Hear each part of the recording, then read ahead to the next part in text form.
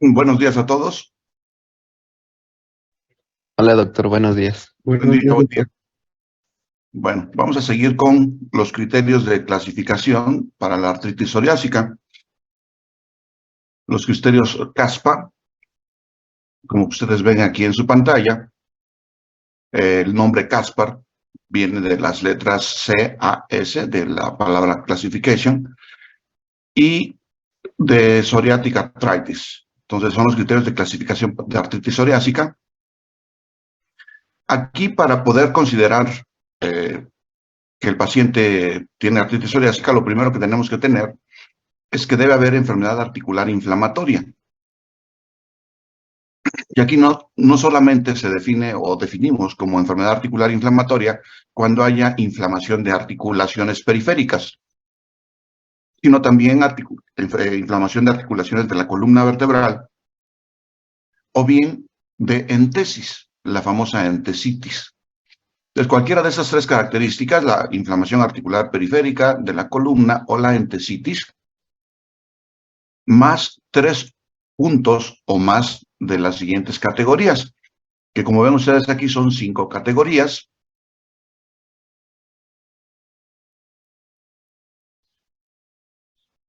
Esas categorías comprenden primero la evidencia de psoriasis actual, antecedentes personales de psoriasis o antecedentes familiares de psoriasis. Se define como psoriasis actual a la enfermedad psoriásica de la piel o del cuero cabelludo presente en la actualidad a juicio del reumatólogo o dermatólogo. Esta sola característica, la psoriasis actual, es la única que tiene 2 puntos, se le asigna 2 puntos, como vemos en la parte inferior. Todas las demás características van a tener solamente 1 punto.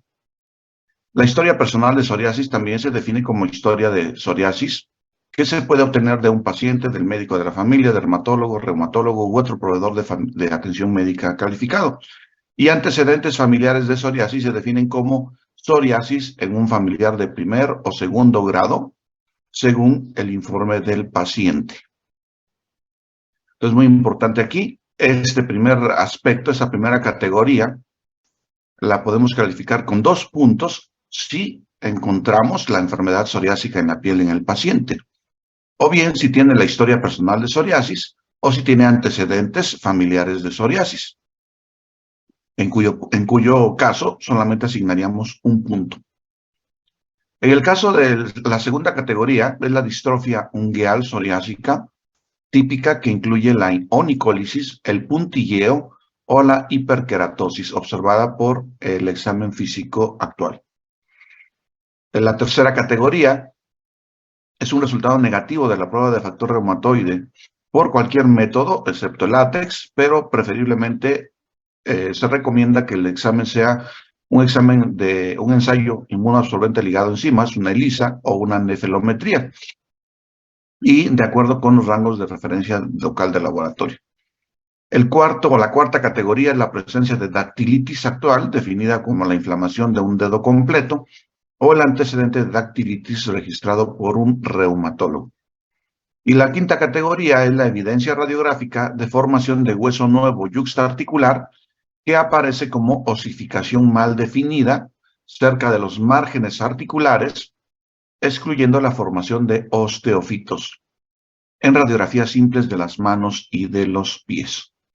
Aquí no se consideran tanto las características de las articulaciones sacroiliacas.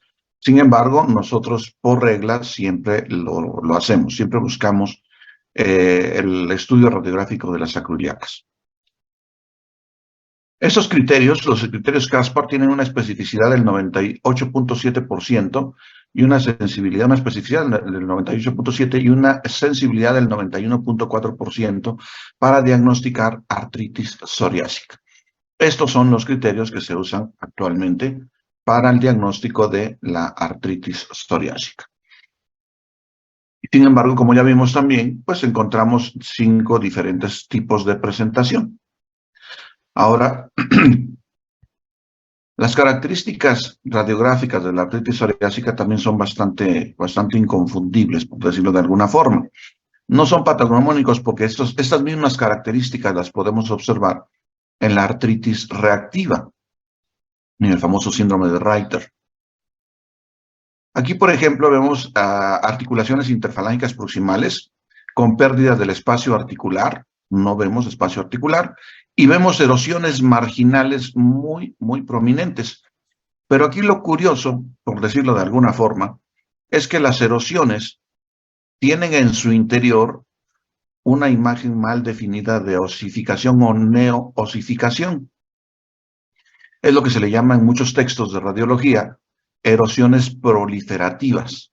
Dentro de la erosión vemos todas estas imágenes radiopacas mal definidas, como si fueran pelusas, además del aumento en la densidad de tejidos blandos que vemos alrededor de la articulación. Las articulaciones interfalángicas distales en este caso también tienen afección, como lo señalo con el puntero, pérdida del espacio articular, probablemente anquilosis, no hay espacio articular y el dibujo trabecular va de un hueso a otro, en donde debería estar el espacio articular, además de las erosiones proliferativas en el margen articular. Y finalmente, la osteólisis del extremo terminal de la tercera falange. Aquí también vemos una articulación interfalángica distal con pérdida del espacio articular mal definido, erosiones proliferativas.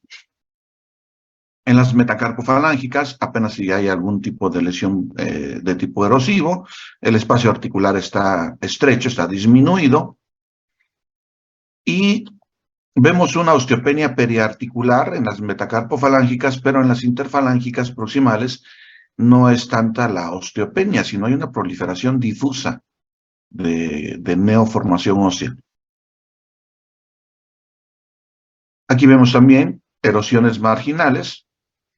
Es una secuencia, las letras indican el tiempo, al inicio y después de varios años de evolución.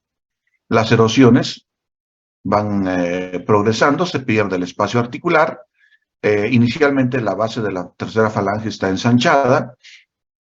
Vemos también cambios de osteólisis en el penacho de la tercera falange y cómo se va destruyendo posteriormente, hasta que, por último, la epífisis distal de la segunda falange adquiere una forma de punta y la base ensanchada de la tercera falange es lo que da la famosa imagen de lápiz en copa, que es relativamente característico de la artritis psoriásica, aunque también lo podemos ver en artritis reactiva. Aumento de la densidad de los tejidos blandos, periarticulares, pérdida de espacio articular con anquilosis y las erosiones proliferativas con el ensanchamiento de la base de la tercera falange. Además, en esta última imagen, en su extremo derecho, una gran erosión que abarca todo el centro de la articulación y las erosiones en el margen articular de la epífisis distal de la segunda falange. También vemos cambios de osteólisis en el penacho de la tercera falange. Esta osteólisis es lo que puede llevar al desarrollo de la artritis mutilante posteriormente. Imagen de lápiz en copa, encerrada en este óvalo. Osteólisis, que afecta incluso la diáfisis de la segunda falange. Articulaciones interfalángicas proximales con erosiones. Erosiones centrales, erosiones marginales, proliferación ósea, afección de los huesos del carpo.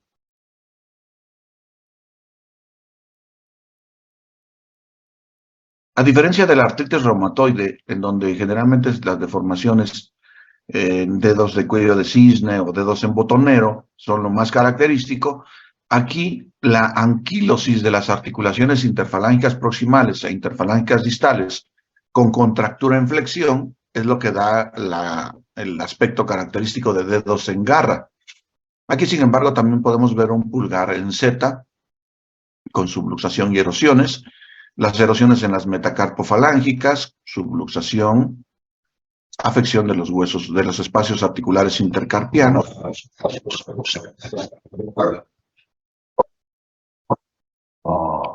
La afección del hombro, espacio articular estrecho, pero además cambios artrósicos, quistes subcondrales.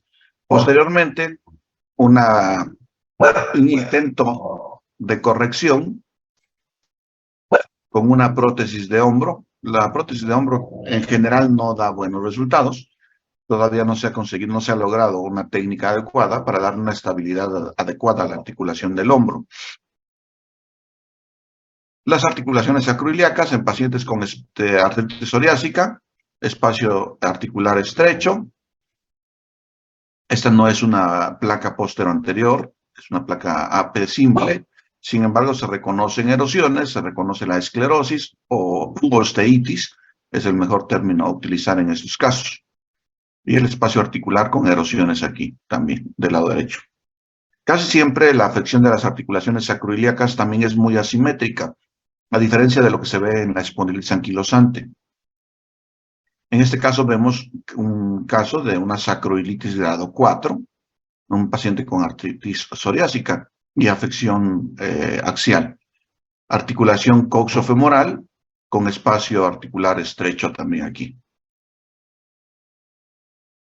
Un estudio tomográfico de paciente con estrechamiento del espacio articular y la presencia de erosiones y osteitis, un aumento en la intensidad de la señal en la sacroiliaca derecha, con ensanchamiento del espacio y erosiones muy evidentes. Todo esto, por supuesto, en paciente con artritis psoriásica. En este caso vemos los sindesmofitos, los puentes óseos. Aunque tienen una forma curva, su eje mayor siempre está paralelo al eje mayor de la columna vertebral. Son lo que llamamos sindesmofitos atípicos. En muchos casos son osificaciones de ligamentos, más que del anillo fibroso, sino anillos de ligamentos paravertebrales. Aquí vemos los sindesmofitos asimétricos. Vemos como en este segmento, en este espacio intervertebral, el sindesmofito solamente está de un lado y no del otro, a diferencia de lo que veríamos en la espondilitis anquilosante, en donde en ambos lados del espacio intervertebral encontraríamos sindesmofitos. Aquí son sindesmofitos muy gruesos y asimétricos. Columna cervical con datos de sindesmofitos y anquilosis en las articulaciones interapoficiarias, en paciente con artritis psoriásica, por supuesto. Este es un síndrome de sinovitis, acné, pustulosis, hiperostosis y osteitis con afección vertebral, la formación de sindesmofitos, de osificación ligamentaria y además la presencia de espondilodicitis con este tipo de lesiones, los quistes.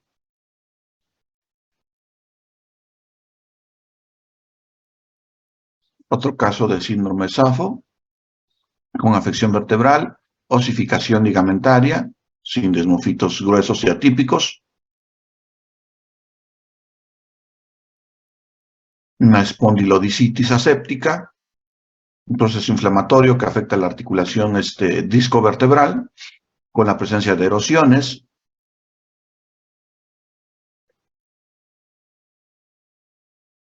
otro síndrome SAFO, con la presencia de sindesmofitos atípicos, pero además la fusión C4-C5 y afección de articulaciones interapoficiarias.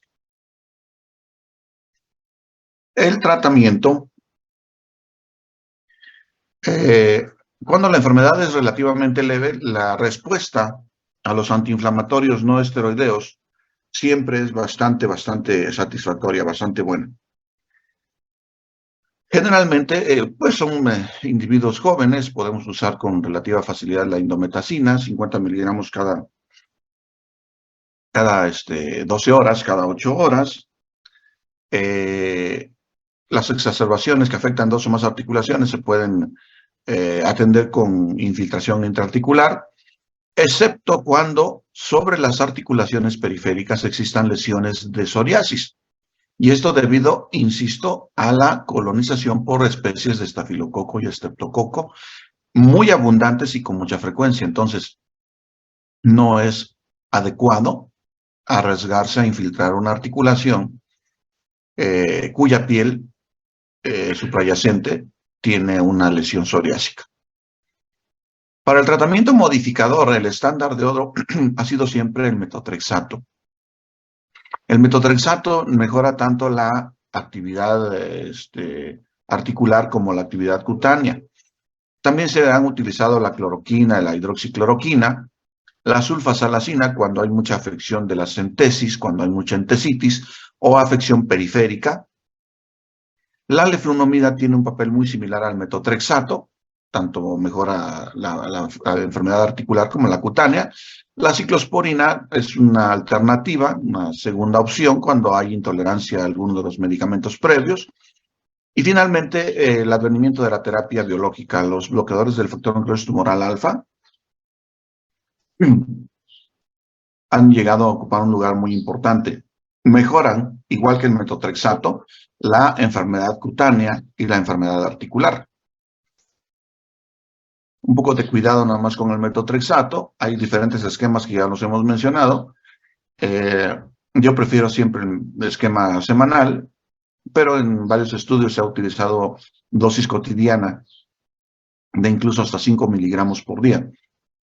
En mi experiencia personal, yo he visto con mucha más frecuencia la mucositis, como en este caso, cuando las dosis de metotrexato se administran con mucha mayor frecuencia al esquema tradicional, que es el esquema semanal. Dentro de los diferentes medicamentos biológicos, tenemos, por ejemplo, los bloqueadores del factor necrosis tumoral alfa, el infliximab, el adalimumab, el etanercept, el certolizumab pegol, que es un anticuerpo anti-TNF pegilado, sin región FC, solamente la fracción variable, que es la que se une a la molécula del factor necrosis tumoral alfa. Se utiliza tanto en artritis reumatoide como en espondiloartritis axial, artritis psoriásica y psoriasis en placa. Hay diferentes estudios que avalan su eficacia, tanto en la afección cutánea, mejorando el índice PASI, como mejorando el índice articular. En el caso del etanercept, por ejemplo, ese sería una de los ejemplos de cómo beneficia tanto la enfermedad articular como la enfermedad cutánea. En este caso vemos la mejoría de la afección cutánea. Lo mismo en estos casos con etanercept, 50 miligramos 2 veces por semana. A la 12ª semana, los 3 meses, las lesiones de psoriasis prácticamente remiten por completo. Otro caso, a las 24 semanas. Todo depende de la extensión de la psoriasis, cómo vaya mejorando. En este caso es un paciente con tratamiento de etanercept, 50 miligramos por semana con más metotrexato. En la 6ª semana, las lesiones de psoriasis pues han mejorado bastante. Otro paciente, etanercept 50 miligramos por semana. En este caso es un paciente con patología concomitante, dislipidemia, diabetes, hipertensión, que es bastante frecuente encontrar en estos pacientes. Los pacientes con artritis psoriásica con muchísima frecuencia tienen síndrome metabólico, entonces es muy fácil encontrar que sean diabéticos, hipertensos y que tengan hipercolesterolemia e hipertrigliceridemia. Otro ejemplo de paciente con etanercept, 100 miligramos por semana, 50 miligramos 2 veces por semana, y además durante un periodo de aproximadamente 12 semanas. ¿Cómo ha ido mejorando? Ok. Psoriasis palmoplantar. Esto muchas veces lo dejamos pasar sin darnos cuenta que es una psoriasis palmoplantar y cómo va mejorando con el tratamiento con etanercept. Y recientemente se han introducido los inhibidores o bloqueadores de la interleucina 23, como el tildrakizumab, el guselkumab, el ustekinumab, el risankizumab y el secukinumab. En el caso del secukinumab, es un anticuerpo monoclonal recombinante completamente humano. Es el único inhibidor de interleucina 17 que también inhibe funciones de interleucina 23, pero se aplica principalmente por inyección subcutánea. Su principal indicación es en la psoriasis en placa de moderada a grave, pero también tiene efectos muy importantes sobre la artritis psoriásica y la espondilitis anquilosante, sobre todo en la espondilitis anquilosante refractaria, que no ha tenido buena respuesta, incluso ni con inhibidores del factor necrosis tumoral alfa. Hay buena respuesta con el secukinumab. La dosis el esquema de dosificación es de 300 miligramos por semana por vía subcutánea en la semana 0, 1, 2 y 3, y posteriormente 300 miligramos por vía subcutánea mensualmente. Cada dosis de 300 miligramos se administra como 2 inyecciones subcutáneas de 150 miligramos, que esa es la dosis que viene cada jeringa prellenada. Ya viene generalmente en jeringa prellenada. El Ixekizumab es un fármaco que lo tenemos en México. Sin embargo, el precio sin descuentos está alrededor de los 27,000 pesos. Ya con todos los descuentos que hace el laboratorio y que requieren que el paciente ingrese en un programa de apoyo, viene saliendo aproximadamente como unos 19,000, 18,000 pesos. Las jeringas prellenadas son de 80 miligramos por mililitro. Es un anticuerpo monoclonal de tipo IgG4, bloquea selectivamente la interleucina 17A. No se une a los ligandos de interleucina 17B, C, D, E y F.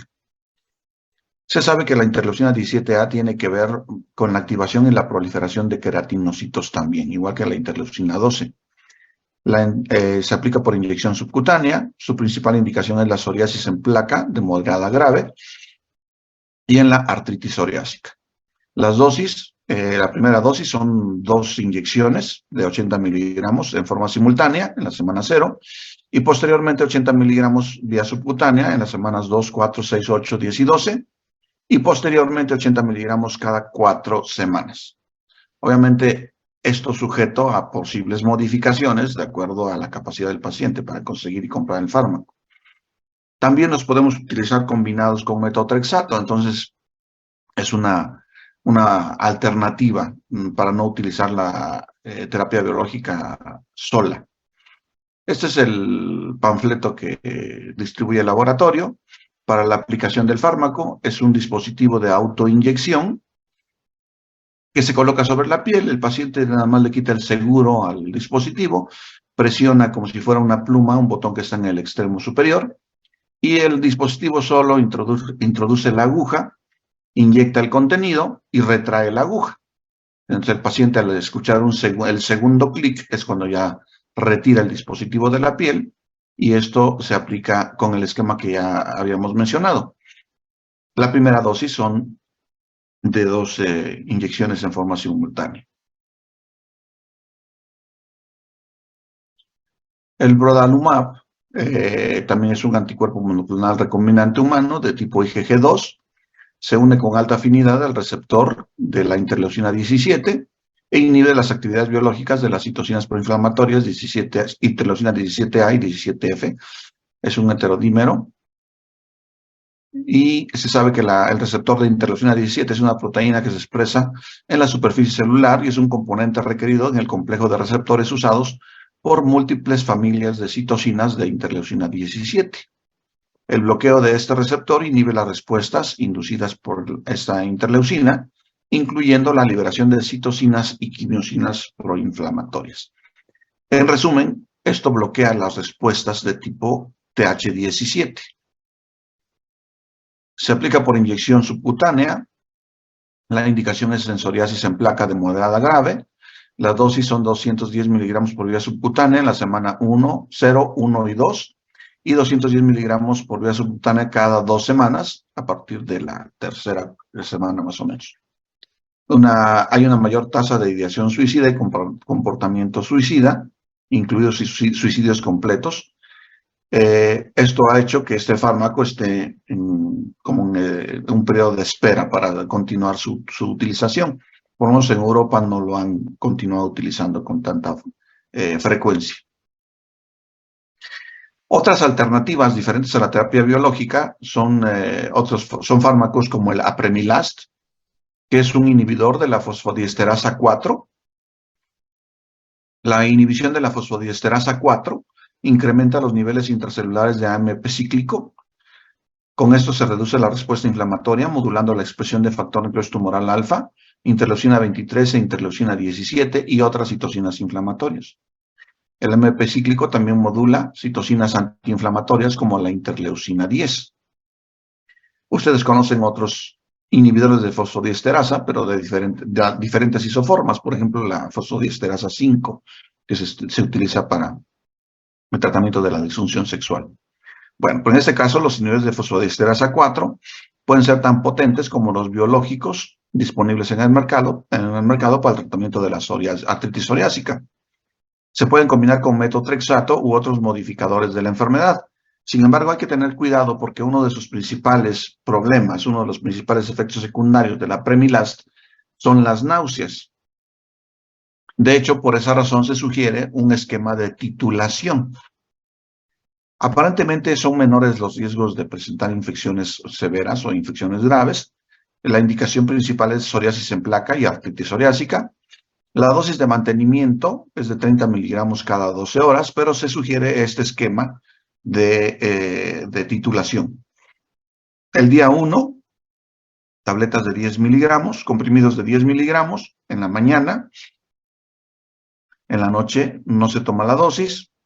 El día 2, comprimido de 10 miligramos en la mañana y 10 miligramos en la noche. En total 20 miligramos en el día. El día 3, 10 miligramos por la mañana y 20 miligramos por la noche.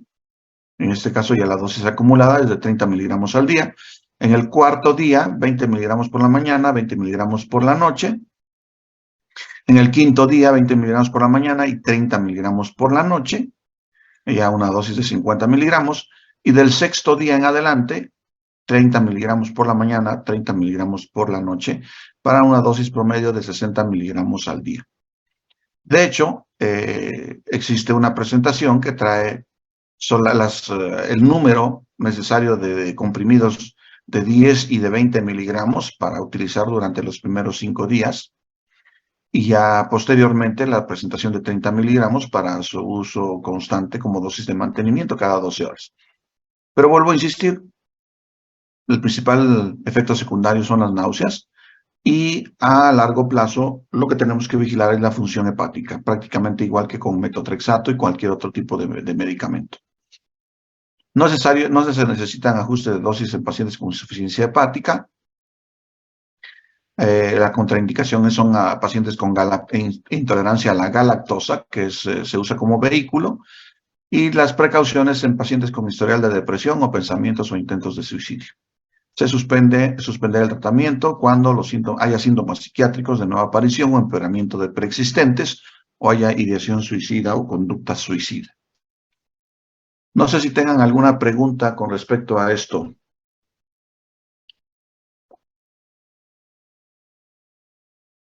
Por mi parte, no, doctor. No, doctor. Bueno, pues yo creo que lo vamos a dejar aquí. Mañana empezamos con un nuevo tema. Terminamos ya las espondiloartritis. Mañana empezamos con artritis por cristales, gota y pseudogota. Hasta el día de mañana. Muchas gracias a todos. Gracias, doctor. Hasta mañana. Gracias, doctor.